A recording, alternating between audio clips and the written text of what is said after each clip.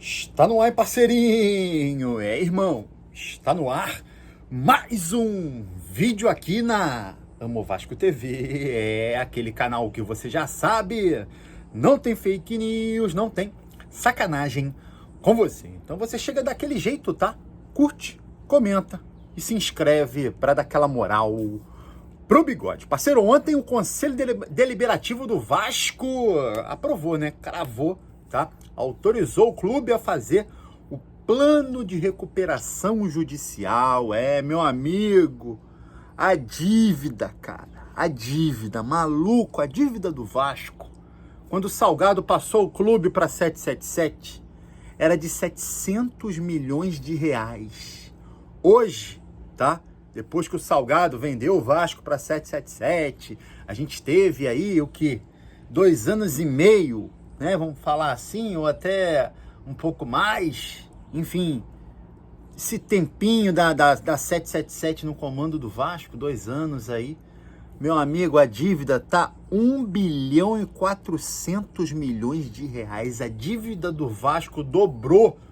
O Vasco foi vendido para arrumar sua vida financeira, e aí a empresa sai e deixa um rombo maior ainda. Que loucura. Cara, o que esse Salgado fez com o Vasco, maluco, cara, é imperdoável o que esse cara fez com o Vasco, tá?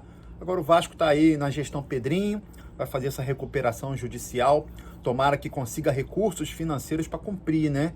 Cumprir os pagamentos de tudo, né? O que eu sempre falo, o que o Vasco hoje paga é dívida para trás e dívida mensal, né, cara? Todo mês, todo mês bate na porta dívida mensal, dívida do mês, salário, enfim, dívidas do mês, né? E por isso que é tão difícil pro Vasco atuar na janela, trazer reforços, né?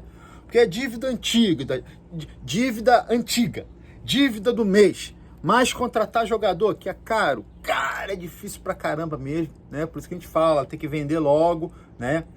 Essa ideia de acertar com o investidor e pegar o empréstimo ponte é muito boa, né? Muito boa, porque adianta uma grana para deixar a vida tranquila, né? Não pode dever salário, não pode fazer mais bagunça financeira mais do que o Vasco já está bagunçado, né? Falando aí nessa questão dos reforços, é a época de contratações, né? Muita especulação também, né? O Vasco, como tá com pouca grana, o Vasco vai devagarzinho no mercado, né? O Vasco vai, faz aquela sondagem para saber quanto é que é, né, irmão? Você, cara, você quando vai na rua, você sai comprando? Não, você chega na loja, quanto é que é isso aqui? Aí o vendedor fala, é tanto. Aí você pensa, caramba, é caro para mim, não dá. Aí às vezes você vai pensar assim, dá para eu comprar se for parcelado. Esse é o Vasco, né? O Vasco humildezinho no mercado é isso, tá? O Vasco pretende fazer receita com algumas saídas de jogadores, né? A gente fala o tempo todo aqui. O Pedrinho mesmo falou na saída do Ryan, tá? O Ryan aí que tá negociando com a Fiorentina.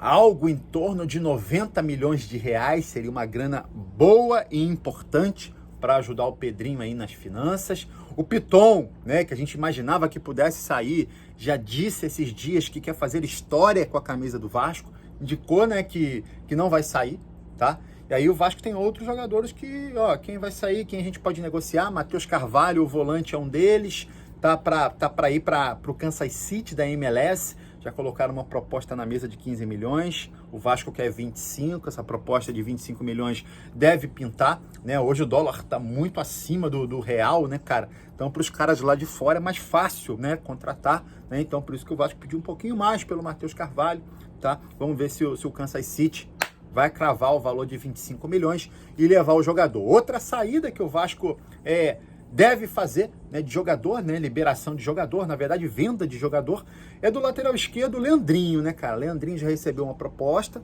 do Catar, 19 milhões na mesa, o Vasco achou muito pouco, a multa dele é 380 milhões, ou seja, se você pensar, uma multa de 380 milhões e os caras chegam com 19, é 5% da multa, é muito pouco, por isso que o Vasco recusou aí a proposta pelo Leandrinho, mas hoje já tem informação na imprensa de que tem um time no Japão, tá, que quer o Leandrinho e deve aumentar essa proposta. Cara, aumentando essa proposta, sendo um aumento considerável, o Leandrinho com certeza será vendido. Agora, com relação às chegadas, a imprensa uruguaia está dizendo que o Joaquim Lavega é um atacante de 19 anos, seleção de base do Uruguai, pertence ao River Plate do Uruguai, tá? Vem se destacando no Uruguai, joga pela ponta direita, joga como centroavante, joga principalmente como atacante pelo lado esquerdo, aquela posição que o Vasco hoje é muito carente, tá? Ataque pelo lado esquerdo, o Vasco é muito carente, tá? Tá de olho aí no atacante do River Plate do Uruguai, o Joaquim Lavega, e a imprensa uruguaia dizendo, tá, que ele deve sim vir pro Vasco, tá? O Nacional do Uruguai também gostaria de contar com o jogador, mas a imprensa dizendo que o Vasco largou na frente, então o Vasco deve ser o destino de Joaquim Lavega.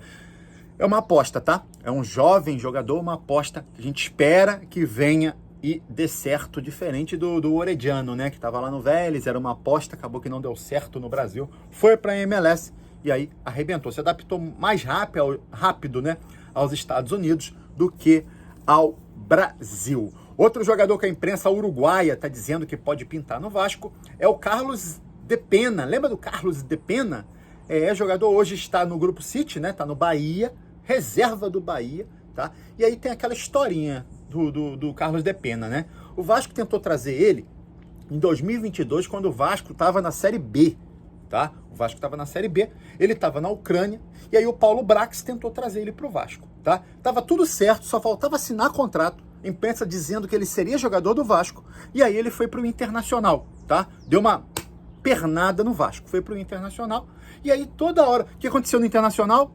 Pouco jogou. O que aconteceu no Bahia? Pouco jogou. E toda hora é especulado para vestir a camisa do Vasco. Irmão, depois do que ele fez com o Vasco, tá? De acertar tudo, não assinar o contrato, eu desisti desse jogador, até pelo seguinte, não vem jogando, tá? Não vem jogando, não serve, tá? Não vem jogando, Carlos de Pena, então não serve, tá? Então, irmão, ó, Carlos de Pena, eu estou fora, parceirinho, eu não contrataria para o Vasco da Gama, meu parceiro. É aquele negócio, o jogador, irmão, o jogador não quis, e aí? E agora, né? Agora, quem deve chegar no Vasco aí, imprensa dizendo que já tá tudo certo, é o goleiro Daniel Fusato. Conhece o Daniel Fusato? Goleiro da base do Palmeiras, foi lá para fora, passou 4 temporadas na Roma, foi convocado para a seleção, chegou a ser convocado para a seleção brasileira lá em 2019, tá?